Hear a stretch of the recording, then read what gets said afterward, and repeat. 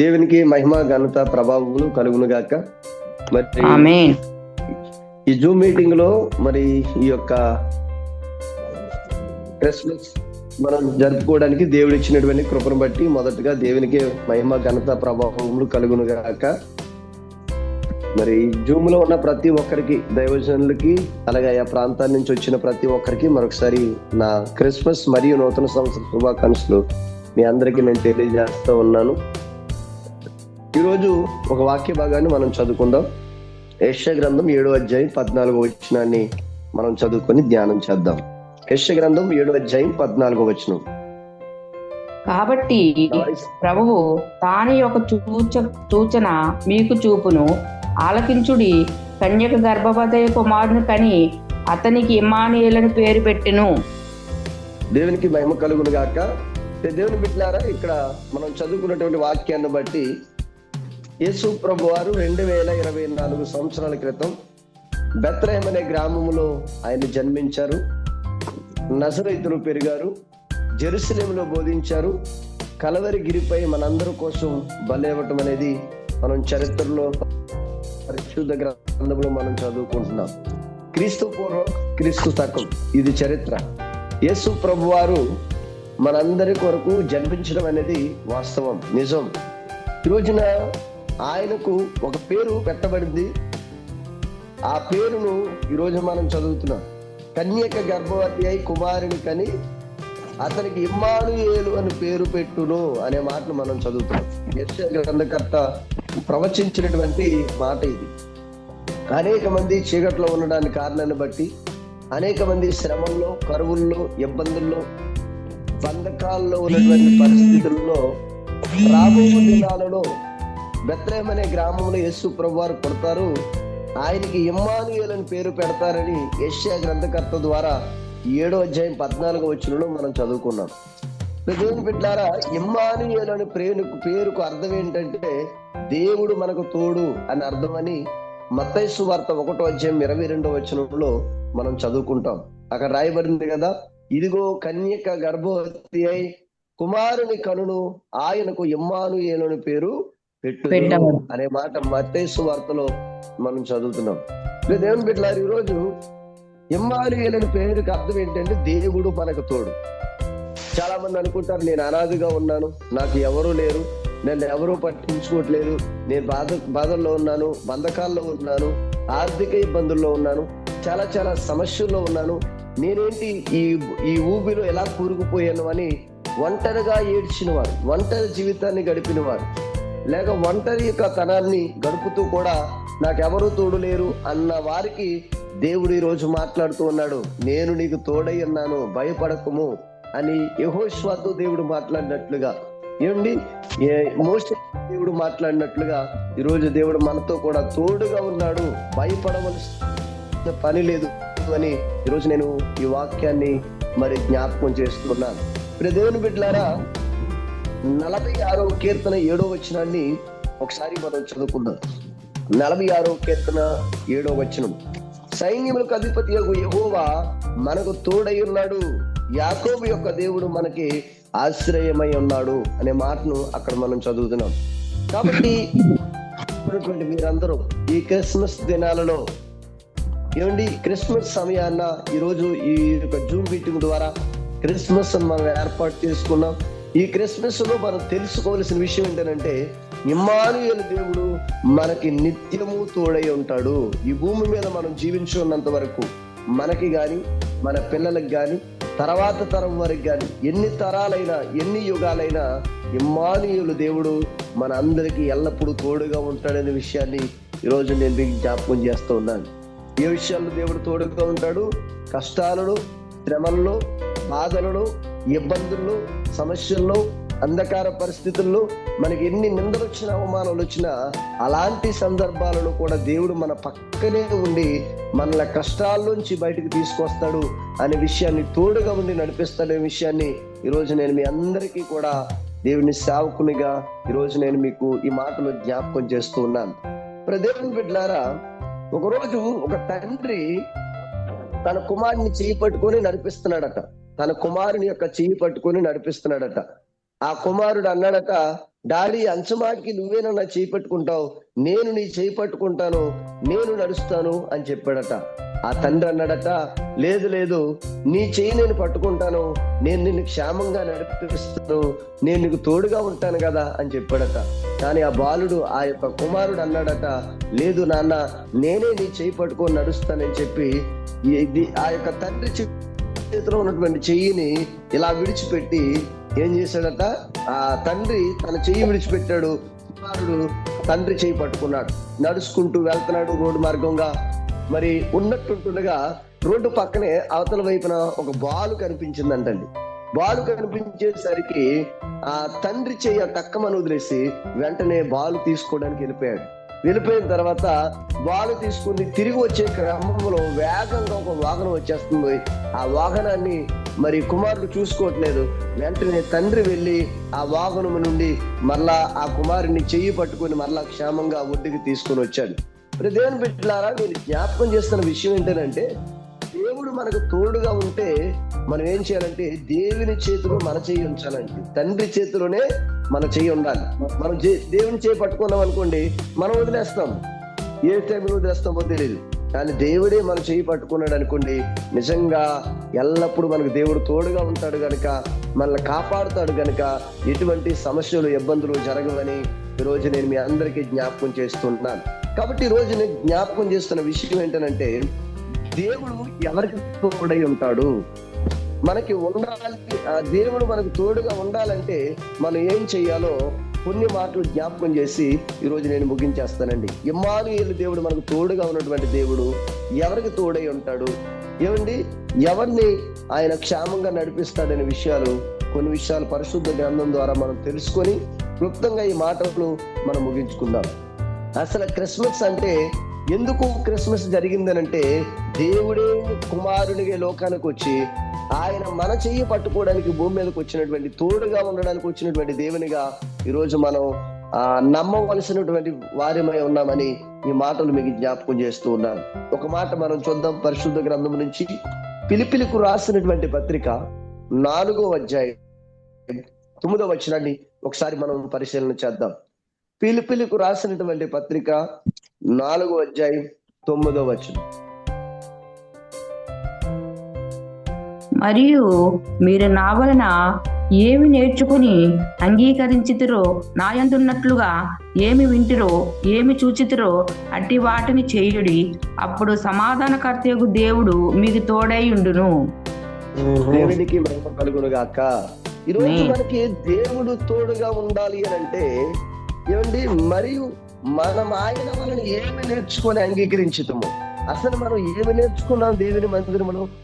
ఈ క్రిస్మస్ దినాల్లో ఉన్నాం మనం. ప్రతి సంవత్సరం మన క్రిస్మస్ పండుగలు ఎన్నెన్నో చేసుకుంటున్నాం, ఎన్నెన్నో సంవత్సరాల ముందుకు గడుచుకొని పోతున్నాయి కానీ, నడుచుకుంటూ పోతున్నాయి కానీ నేర్చుకున్నది తక్కువ. మనం ఎక్కువ ఏం చేస్తున్నామనంటే, ఇదిగో నేను మాకు క్రిస్మస్ పండుగ వచ్చింది, లేదంటే క్రిస్మస్ కొత్త బట్టలు మేము కొనుక్కోవాలి, ఈ పండుగకి ఇలా చేయాలి అలా చేయాలని ఎన్నో ప్రయత్నాలు చేస్తున్నాం. కానీ దేవుని దగ్గర మనం ఏం నేర్చుకున్నాం, దేవునికి ఇష్టమైనటువంటిది ఏముండాలి మన దగ్గర అనేది ఈరోజు మనం నేర్చుకోబోతున్నాం. దేవుని బిడ్డలారా, మరియు మీరు నా వలన ఏమి నేర్చుకుని అంగీకరించుతారో, నా యందున్నట్టుగా ఏమి వింటురో, ఏమి చూచితురో అట్టి వాటిని చేయుడి, అప్పుడు సమాధానకర్తయగు దేవుడు మీకు తోడయుండును. దేవుడు మనకు తోడుగా ఉండాలంటే దేవుని దగ్గర మనం ఏమి నేర్చుకున్నాం? తిమోతి తన తల్లి దగ్గర, తన మా అమ్మగారి దగ్గర, అమ్మగారి దగ్గర ఏమి నేర్చుకున్నాడు? నిజంగా మంచి నమ్మకత్వాన్ని, మంచి సాక్ష్యాన్ని, మంచి ప్రవక్తలను, మంచి భక్తిని మరి తిమోతి తన తల్లి దగ్గర నేర్చుకున్నాడు, తన మామ దగ్గర నేర్చుకున్నాడు. అలాగని ఈ రోజు నేను మీకు జ్ఞాపకం చేస్తున్నది ఏంటనంటే, దేవుని దగ్గర మనం ఏమి నేర్చుకున్నాం, సేవకుల దగ్గర మనం ఏమి నేర్చుకున్నాం. ఈ క్రిస్మస్ దినాల్లో దేవుని సేవకులు మనల్ని ఏ విధంగా ఆత్మీయంగా నడిపిస్తున్నారు, మన ప్రార్థన వలన ఏమి నేర్చుకున్నాం, పాటల వల్ల మనం ఏమి నేర్చుకున్నాం, ఆరాధన వల్ల మనం ఏమి నేర్చుకున్నాం, భక్తి వల్ల మనం ఏమి నేర్చుకున్నాం, క్రైస్తవ జీవితం వల్ల మనం ఏమి నేర్చుకున్నాం. మనం ఎప్పుడైతే దేవునికి ఇష్టమైనటువంటి ఆ భక్తిని, ఆ నమ్మకత్వాన్ని, యథార్థతను కలిగి జీవిస్తామో, దేవుని దగ్గర మనం నేర్చుకుంటామో, అప్పుడు నిజంగా దేవుడు మనందరికీ తోడుగా ఉండి మనల్ని క్షేమంగా నడిపిస్తాడనే విషయాన్ని ఈ రోజు నేను మీకు జ్ఞాపకం చేస్తూ ఉన్నాను. దేవుని బిడ్డలారా, మనం ద్వితీయోపదేశ కాండం 4:10 మనం చదివితేనట అక్కడ కనబడుతుంది. నేను చివరి మాట చదువుతున్నాను. తమ పిల్లలకు నేర్పునట్లు వారికి నా మాటలను వినిపించదనని ఆయన నాతో చెప్పిన దినమును గురించి వారికి తెలుపుము. ఇంకో మాట రాసింది, అక్కడ రాయబడింది చూడండి, 4:10.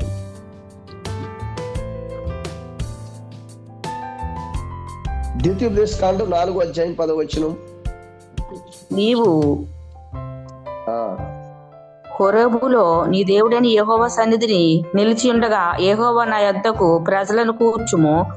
వారు ఆ దేశం మీద బ్రతుకు దినములన్నీ నాకు భయపడ నేర్చుకొని తమ పిల్లలకు నేర్పినట్లు వారికి నా మాటలు వినిపించదనని ఆయన నాతో చెప్పిన దినమును గూర్చి వారికి తెలుపుము.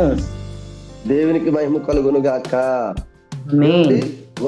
వారు ఆ దేశమందు వారి దేశం మీద బ్రతుకు దినములన్నీ నాకు భయపడ నేర్చుకొని. ఈరోజు మనం ఏం నేర్చుకోవాలి? దేవుని సన్నిధిలో, దేవుని దగ్గర ఏం నేర్చుకోవాలంటే భయపడడం నేర్చుకోవాలండి. ఈ రోజుల్లో ఏమి లేదంటే భక్తులకి, క్రైస్తవులకు కొంతమందికి భయం లేదు. దేవుడు అంటే ఏమి లేదండి, భయం లేదు. భయంతో పాటు భక్తి కూడా లేదు. అంటే నేనేం చెప్తున్నానంటే, దేవుని ఎడల భయము భక్తి ఉన్నప్పుడు మనం దేవునికి వ్యతిరేకంగా జీవించం, గ్రంథానికి వ్యతిరేకంగా జీవించం, పరిశుద్ధ గ్రంథానికి వ్యతిరేకంగా మనం ఎప్పుడు కూడా జీవించం. మనం దేవుడు మనకు తోడుగా ఉండాలంటే మొదట దేవునికి మనం భయపడాలి. యోసేపు ఎలా ఉన్నాడట? దేవునికి భయపడేవాడిగా ఉన్నాడు. దావీదు ఎలా ఉన్నాడంట? దేవునికి భయపడేవాడిగా ఉన్నాడు. యోసేపు గాని, దావీదు గాని, ఏమండి, ఎంతో మంది భక్తులు దేవునికి భయపడేవారిగా ఉన్నారు. అటువంటి భయభక్తులు కొర్నేలి కుటుంబాన్ని జ్ఞాపకం చేసుకుంటే దేవుని ఎడల భయభక్తులు కలిగిన కుటుంబం అంట. ఈరోజు మనకి ఏముండాలంటే దేవుని ఎడల భయము భక్తి కూడా ఉంటే దేవుడు మనకి తోడుగా ఎల్లప్పుడూ ఉంటాడనే విషయాన్ని నేను మీ అందరికీ జ్ఞాపకం చేస్తున్నాను. ప్రియ దేవుని బిడ్డలారా, మరొక మాట నేను జ్ఞాపకం చేస్తున్నాను చూడండి. కొరింథీయులకు రాసినటువంటి మొదటి పత్రిక. ఈ క్రిస్మస్ దినాలలో మనం నేర్చుకోవలసినటువంటి విషయాలు. క్రిస్మస్ అంటే మనం పండగలు గొప్పగా చేసుకోవడం కాదు, కానీ మొదట మనం చేయవలసింది ఏంటంటే దేవుని దగ్గర మనం ఎలా ఉండాలో నేర్చుకోవాలి. అదే దేవునికి మనం ఇచ్చే నిజమైన క్రిస్మస్. చూడండి, 1 కొరింథీయులకు రాసినటువంటి పత్రిక 4:6. సహోదరులారా, మీరు మిమ్మును చూచి లేఖనముల యందు రాసి ఉన్న సంగతులను అతిక్రమింపకూడదని నేర్చుకొని అన్నాడు. అంటే లేఖనాలలో ఉన్నటువంటి సంగతులను అతిక్రమింపకూడదు, మనం వ్యతిరేకించకూడదు, వ్యతిరేకంగా బ్రతకూడదు. అందులో మీరు ఎలా ఉండండి అంటే ఎలా ఉండమంటే అలా ఉండాలి, ఎలా మాట్లాడమంటే అలా మాట్లాడాలి, ఎలా నడవమంటే అలా నడవాలి, ఎలా జీవించమంటే అలా జీవించాలి, ఎలా ఐక్యత కలిగి ఉండాలో మనం నేర్చుకోవాలి, ఎలా ప్రేమ కలిగి ఉండాలో మనం నేర్చుకోవాలి. లేఖనాలలో ఉన్నటువంటి ప్రతి మాట ప్రకారం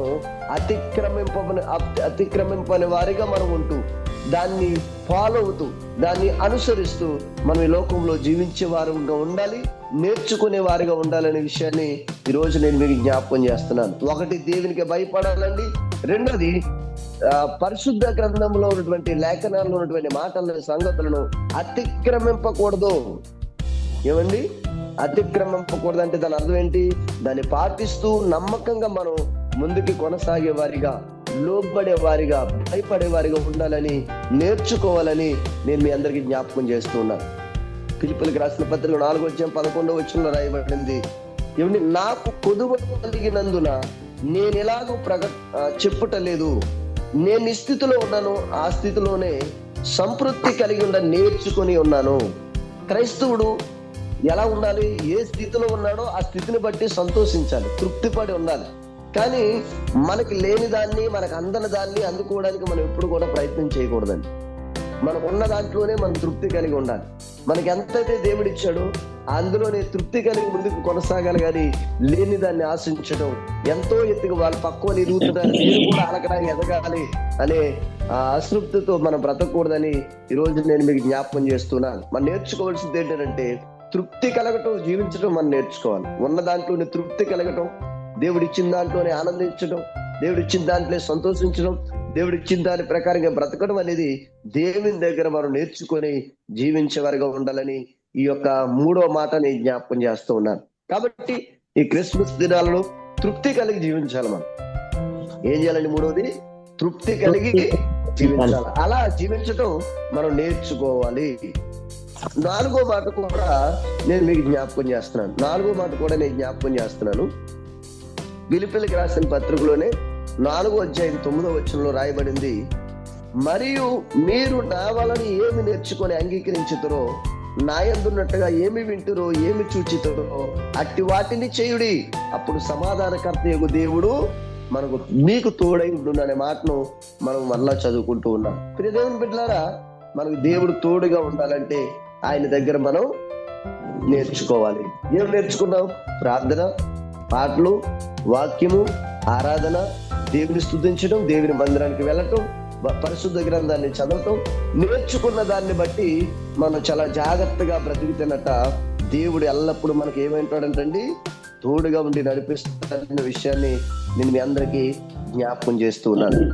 ఒక రోమిలికి రాసిన పత్రికలో మరొకసారి మనం చదివితే 16వ అధ్యాయం 17వ వచనంలో రాయబడింది, సహోదరులారా, మీరు నేర్చుకుని నా బోధకు వ్యతిరేకముగా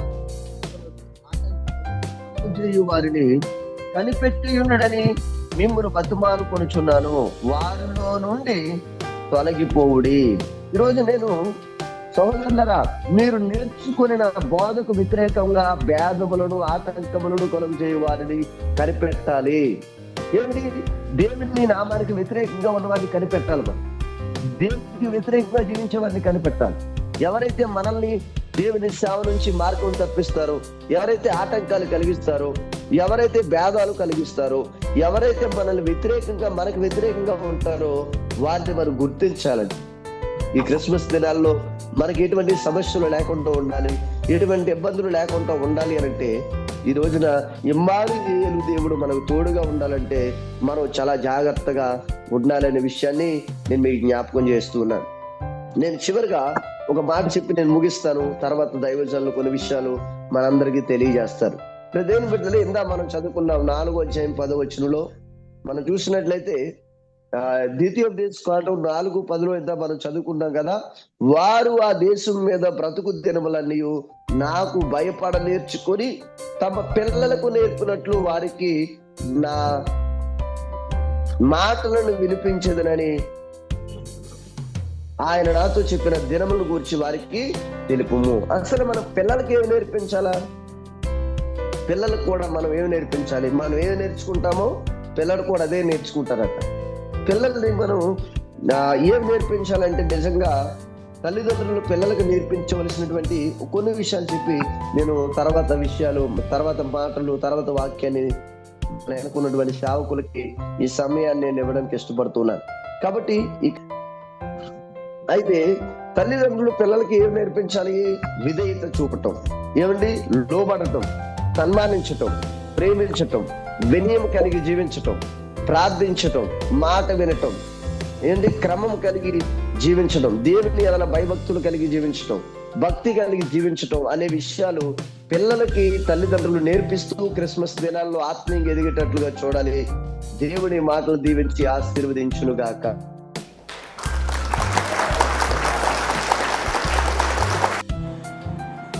ఆమేన్, ఆమేన్.